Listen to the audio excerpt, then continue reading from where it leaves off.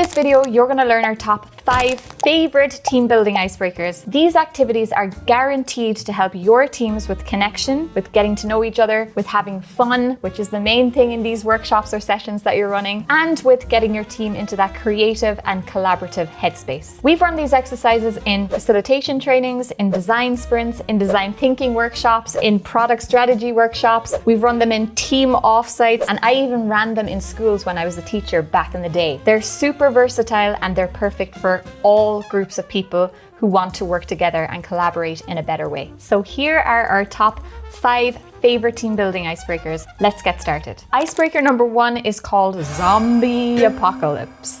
Zombie Apocalypse. This icebreaker is really simple and it always, I mean always, has people laughing.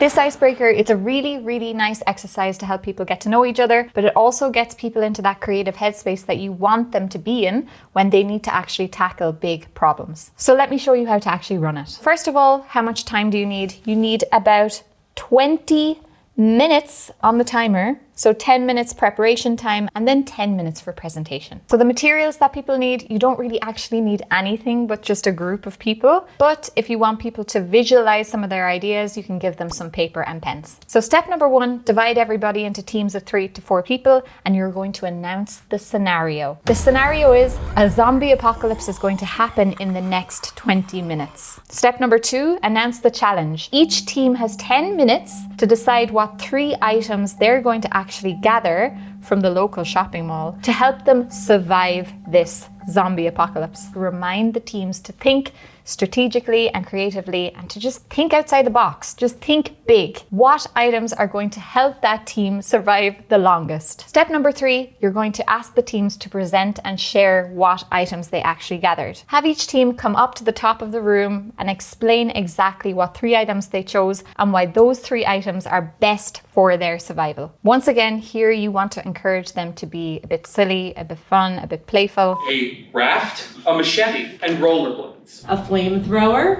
dry beans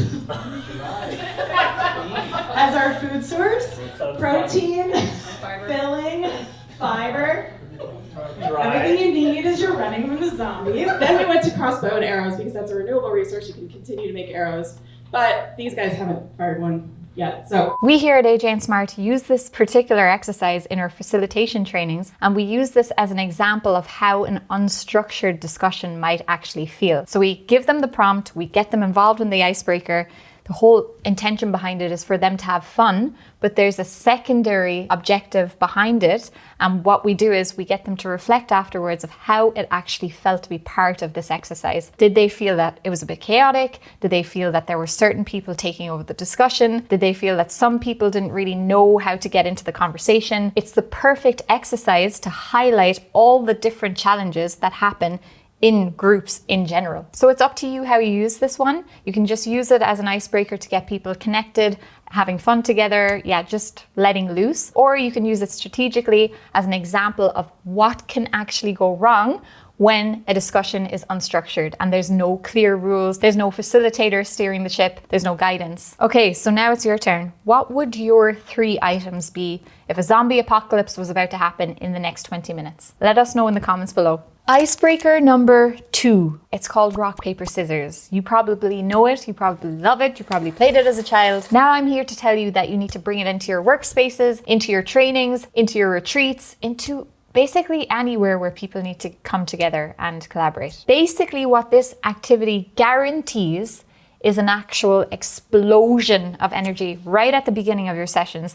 We here at AJ&Smart love to kick off all of our workshops, all of our trainings now with this exact exercise. And I'm telling you, the energy, it goes from 0 to 100 in less than 10 seconds, I promise you.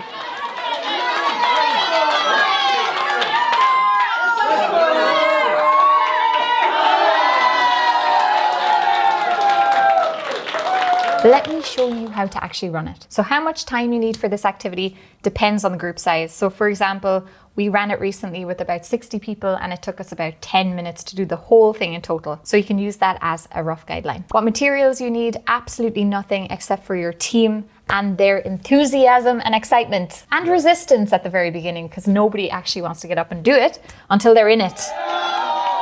This exercise works with any group size. The larger the group, the better, but you can still do it with a group of like 6 people, definitely. All right, let me take you through the steps. Step number 1, get everyone to line up in 2 lines, each person facing a competitor. Step number 2, you as the facilitator need to kind of explain the rules a bit, because sometimes people don't actually know how to play the game, and different countries play this game in a different way. So what I like to say is we like to compete in the best of 3 rounds. And we also do it like this: rock, paper, scissors, go. Some people do it like 1, 2, 3, like 1, 2, go. Confusing. So rock, paper, scissors, go. Step number 3, the winners of each round need to raise their hand and they look around the room and they need to find another person who has their hand up. That's going to be the person that they're competing against in this next round. The losers of each round have to become their biggest fan, cheering them on loudly. And by the way, as a facilitator, just tell people the louder the better. Just tell them to get the energy up and blow the roof off the place. And I'm telling you that it gets so loud, it's actually crazy. So yeah, be sure that you're in a place where noise isn't an issue.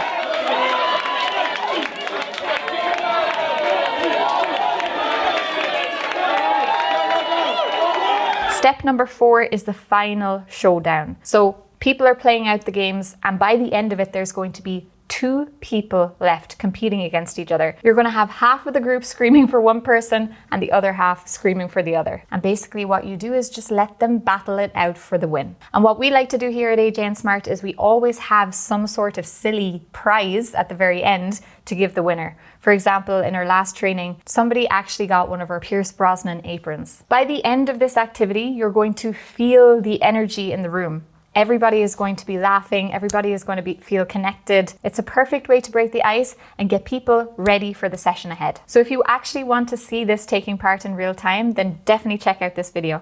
Icebreaker number 3 is called The 4th Little Pig's House. This is a really fun hands-on icebreaker, and back in my teaching days when I used to be a school teacher, I was always very envious of all of the children taking part in this exercise. It's so much fun, it creates so much energy and excitement. We really love to use this one when we're running design thinking workshops, when we want to get people thinking outside of the box, thinking creatively, thinking playfully. So this one is based on the classic tale, The 3 Little Pigs. You might know the story already. It's basically about 3 very cute little pigs, and they build 3 little houses out of different materials, and only one of them survives the mighty wrath of the wolf. But your team right now has the opportunity to become architects, and you're going to design and build another house for the 4th little pig who was forgotten about. And the whole purpose of this is that you're building a house with your team to withstand the mighty wrath or wind of the wolf, aka the hairdryer that's in my hand. Okay, so normally I'd have a hairdryer to show off, but right now we're moving office and we've brought all of our stuff into one space and it's utter chaos and we can't find anything. Have a look. So again, it's perfect for team building, especially when a group of people don't know each other. It's really good for creating that connection that you need. It's perfect to get people into that playful mindset that we're talking about that's so important. And it's the perfect exercise to show off how chaotic collaboration can be when there's no structure, when there's no facilitator, when there's no one steering the ship. And also it's just really fun. So let me show you how to actually run this exercise. You'll need about 30 minutes on your timer, just in total for this, for preparation, for setup, for everything. So the materials for this one, I need to try explain it a little. There's a specific set of materials that I have listed here for you. You can be flexible with this yourself. You can choose your own materials, whatever you have in the workshop space, wherever you are. But you need to be strict with the amount of materials you give to each team. It needs to be fair. Each team needs to have the exact same materials and the same amount of materials. Why? To create fairness, but also it's going to highlight that when you give each team the same prompt, they're all going to create something completely unique and different. So let me show you exactly what materials I have over here in my workshop space. So first up, some string. You want to actually measure out 2 meters of string. And I told you I was going to be very specific with this. So next up we have some masking tape. And again, as the facilitator, you're measuring out 2 meters of masking tape per team. You can just like measure it out and like stick it on the table somewhere for them to use. Again, it sounds like we're being a bit scrimpy. Is that a word? But you have to measure out these things so that people have some limitations for this exercise. The next material that you should have is some Lego. Lego is an amazing building material. So what we do for each team is give them 10 pieces of Lego, like these little Lego building blocks. And also what I also give them is a little person, a little figurine, so that they can have this figurine in the house. It's just a cute little thing. The next thing we have, these are pipe cleaners. You can either use these or straws, but give each team 10 of these. And obviously the more colorful, the better. Okay, so the next thing is 5 small pieces of card. It can be colored or it can just be plain. It's up to you. I prefer colored because it's obviously just way nicer. Next up, we have, again, some colored construction paper that isn't card. And these are A4 sized. So each team is going to get 4 sheets of this. And finally, we have 1 sheet of tin foil per group. For you as a facilitator, all you need as the materials are your timer and your hairdryer. It's in my hand here again. Also, you're going to need some masking tape because you're going to be doing some marking on the tables. I'll explain here in the next section why you need some masking tape. You're going to be tying up all your participants in masking tape. Again, the ideal number of participants for this particular exercise is 4 people per team. So if you have a massive group of like 100 people, you just divide them into teams of 4. That's the perfect number. But it can work with pairs and trios too. So it just depends on your group. Okay, let me get into the steps. Number 1, you are explaining the goal to the team. You're letting people know that they have to build a house for the 4th little pig in the story, 3 Little Pigs, that can withstand the wolf's wind. I don't like that word. It sounds like he's farting. When you're explaining this to the group, you need to explain that there are some design rules, so some criteria that they need to follow in order to successfully take part in this. Number 1, the house must stand on its own. It cannot be just taped down to the table with the masking tape that you were giving them. It has to be sturdy, heavy enough to just stay on the table and stand on its own. Number 2, it needs to have 4 walls, a roof, and a door for your little pig to be able to go inside. So you can use your little Lego figurine as the pig. If you have a pig Lego, then obviously that's so much better. Step number 2, you're going to get them to build the house. Give each team 20 minutes. 20 minutes on the timer to build their house together. That's it. You don't give them any other rules. You as the facilitator can walk around and observe and check if everybody's doing okay, but that is all you need to do as the facilitator. They can kind of go at this any way they want. You don't need to give them any specific guidelines on how they approach this. The more open format, the better for this one. Okay, now to the actual fun part. Step number 3, this is where you're going to be testing the sturdiness of each house. You're going to, as the facilitator, mark the very end of the table like this. Can you see that? And that then is basically the starting line. So you're going to line up all of the houses behind the starting line and you're going to start testing them with your hairdryer. So you as the facilitator hold the hairdryer, that's the wolf, and you're going to blow each house and see if it can actually stay on the table, standing the same distance away from each house. So with the group that you're actually working with, you can, as a team, as a group, decide what distance you should actually start blowing the wind from. If a house blows off the table, the team is out. They're done. They lose. If a house stays standing, then they are winners. Are we ready? No! Okay. Let's go. And now I'm going to ramp it up. All right! That was a very, very sturdy house. Well done. All right, are we ready now for Tim and Dory's? Yeah. Okay, same distance, which was like about here. Are we ready? Are we ready? Oh my god, It's been standing now. Oh my god! What? Why? Oh my god, look! Oh, that's not what that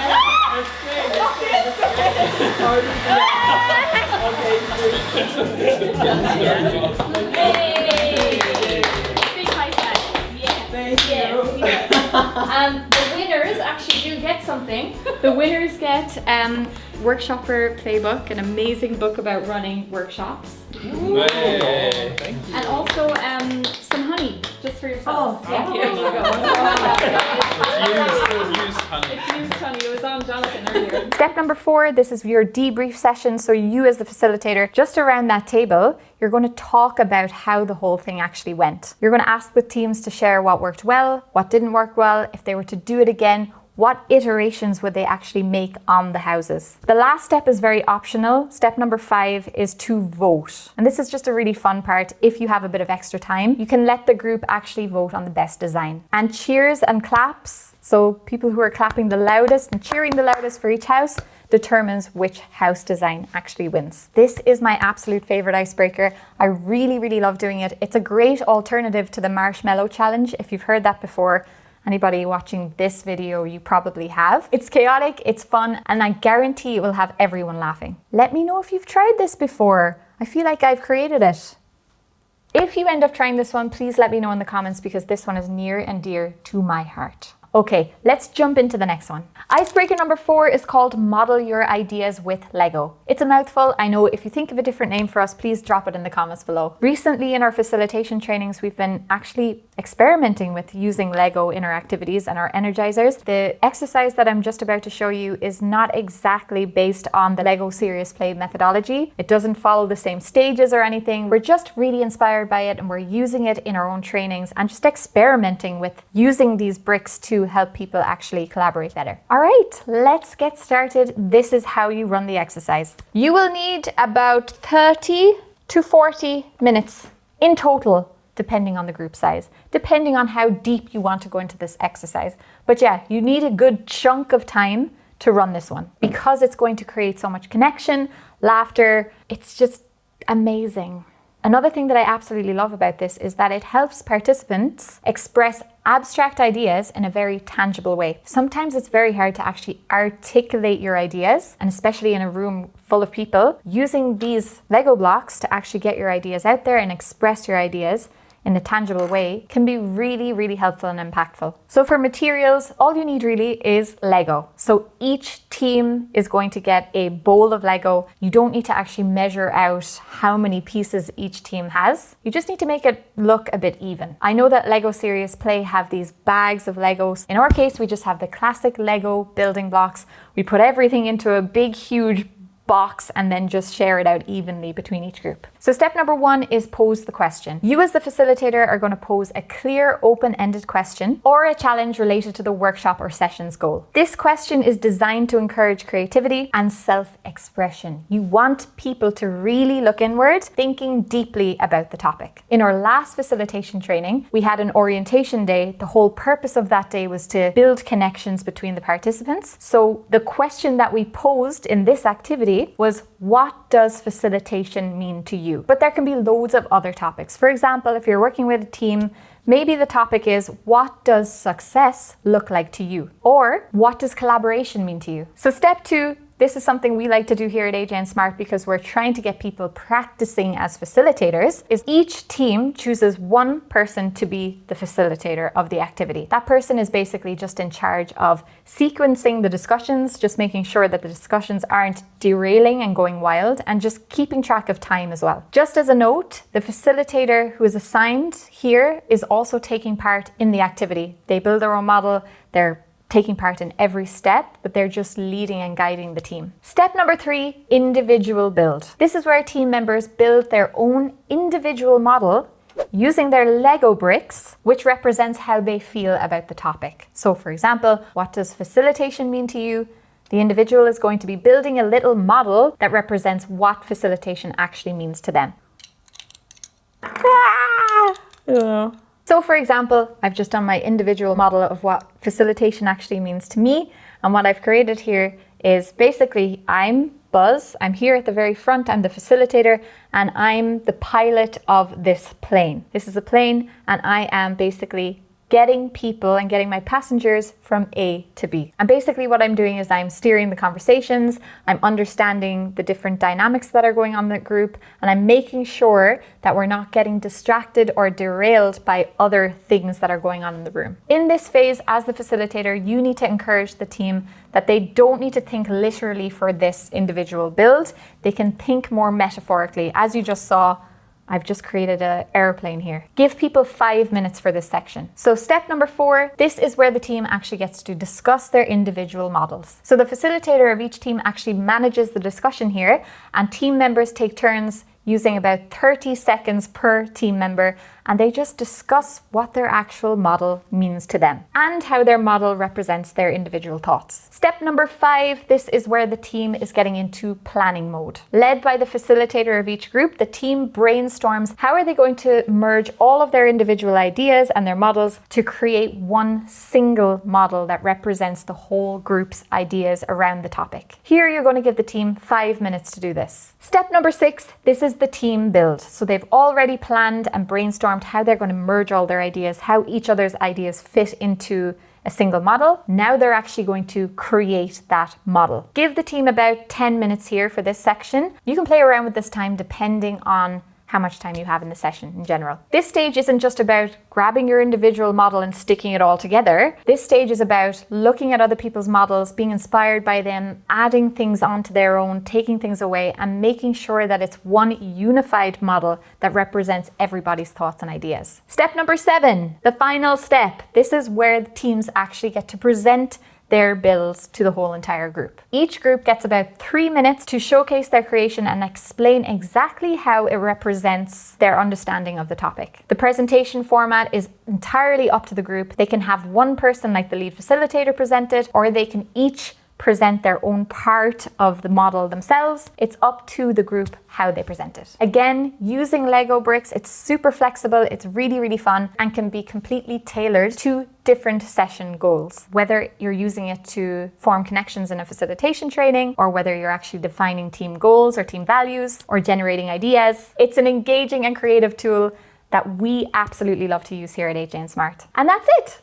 Let's move on to the next one. So icebreaker number 5 is called hopes and fears. And this is one of my favorite ways to kick off any workshop or any meeting, to set expectations right from the beginning. This is perfect as a team building icebreaker because it's going to get people opening up right at the beginning about their hopes and fears for the session. And this automatically helps people to understand each other a bit better. Okay, I'm going to do it differently this time. I'm going to teach you using my giant king flip chart. And if you know us, you know how much we love the King Flip Chart as our teaching tool. So the amount of time that you need for this exercise is, again, similar to all of our exercises today, about 10 to 15 minutes, depending on the group size. You need a whiteboard or a big space for you to place some sticky notes on. This can be in person or virtually. You need sticky notes, you need one of each color. We're going to do pink for hopes and blue for fears. I don't know why in my head blue is fear. And then you also need some Sharpies and pens for each participant. This is perfect for any group size, although a smaller group, let's say of about 7 or 8 people, is much better for this particular exercise because it allows for deeper discussion. Let me dive into the steps. For the very first step, you're going to just be simply dividing your board into 2 sections. This is for the hopes and this is for the fears. And that's it. Step number 2, you're going to be sharing the purpose of the exercise with the group. You're going to be telling the group that they're going to be sharing their hopes for this particular session. What do they hope to get from this session or workshop? And you need to give examples as a facilitator, so you can say things like, I hope to gain a clear understanding of the project goals. Another example could be, I hope that we can come up with some really strong solutions to the challenges we're facing. Another one could be, I want to strengthen collaboration in our team. So those are just examples. Make sure you give them before you set the team off on the task. Next, you just ask participants to start writing their hopes on the pink sticky notes with their Sharpie, and make sure to tell them that it's one idea or one hope per sticky note. Also, a nice tip as a facilitator, ask people to write clearly. And then the next step is you're asking participants to place their hopes, their pink hopes, on the board, and they can read them out loud if they're comfortable. So for example, I hope to collaborate better with my team. I want everyone to be a part of the decisions made. And I hope to gain an understanding of our project goals. So you get each team member to do that. If you have a really large group, maybe just encourage them to pick one out of their hopes and read that aloud rather than reading them all aloud. Step 4, you're just going to ask them to repeat the exact same process but with the fears. So you're asking them to write on the blue sticky notes and to write down the fears for the session or for the workshop that they're taking part in. Again, you as the facilitator need to give examples, clear examples, so that they know what a fear actually is. So I've written some here. First one, I'm afraid my ideas won't be taken seriously. I worry we'll leave without actionable outcomes. That's always a worry. I'm nervous about speaking in front of a group. They're just some examples, and then you set the group off on the task to write down their own fears. Again, same process. You ask people to come up.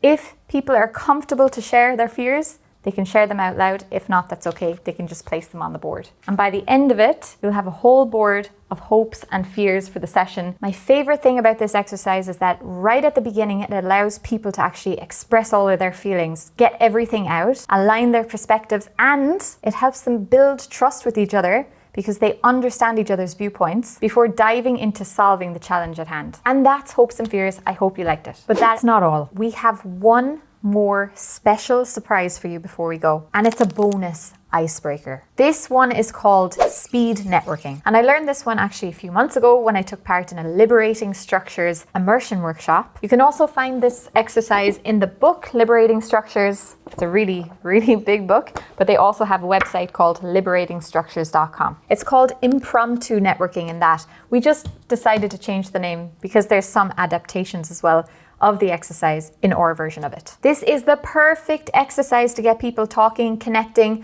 especially if it's a group that don't know each other. If you want a group to get to know several different people in a very short amount of time, then this icebreaker is perfect for you. Let me show you how it actually works. The total time that you need for this exercise is roughly 10 to 15 minutes. It depends again on the group size. If you have a very large group, add another 5 minutes onto it, so it's 15 minutes. The materials you need is a timer. You want the whole entire group to be able to see the timer, and you as a facilitator need a timer yourself.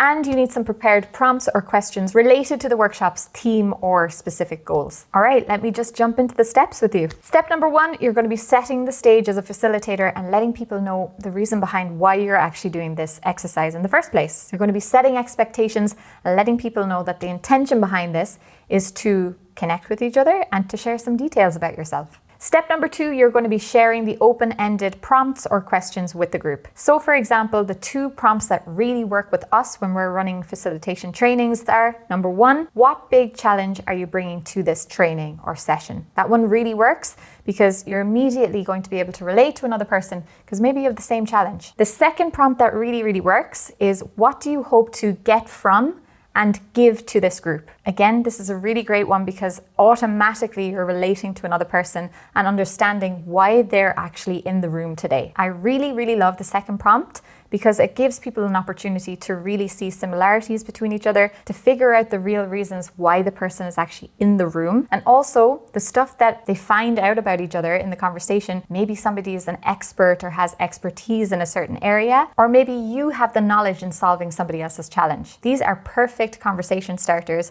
for you to continue building that relationship with the people in the room throughout the workshop or training. Step 3, you're going to ask everybody to stand up, spread out in the room, if you're doing this in person, and find a partner. Someone they don't already know if possible. If you're working with a group that don't know each other. Then you as the facilitator, you're going to ask the participants to select who's going to be person A and person B. Step 4, person A has 1 minute to answer 2 of the prompts with their partner, while partner B just listens. And after 1 minute, they just switch roles. So step 5, once the timer is up, you're going to ask participants to rotate and find another new partner. You're going to repeat the process 2 to 3 more rounds with the same prompts. So step 6, you're going to invite a few volunteers to share some interesting insights that they learned throughout the whole exercise. This is a really nice part of the exercise because you're going to see how powerful that exercise was in such a short space of time, because you'll see all of these people making these connections, being like, oh, I just learned that this person is also interested in design thinking. This activity is really great for creating instant energy in the room and connecting people right from the beginning. I've seen this one work so well in workshops,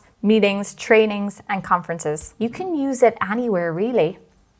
All right, everyone, that is it. Those are our 6 favorite team building icebreakers. I hope you enjoyed them. These are going to be perfect for any group of any size who want to connect, get to know each other, have fun, create energy and excitement, and get them into that mindset to collaborate together and solve problems together. Please let us know in the comments below if you have a favorite team building exercise or icebreaker. We would love to add more to our toolkit. If you want to learn more exercises like this one, then you should definitely join our free community Facilitator Club. There you're going to find thousands of enthusiastic facilitators sharing their tips, tricks, successes, challenges, sharing absolutely everything that is going on in their world of facilitation and workshopping. Definitely check it out. The link is below.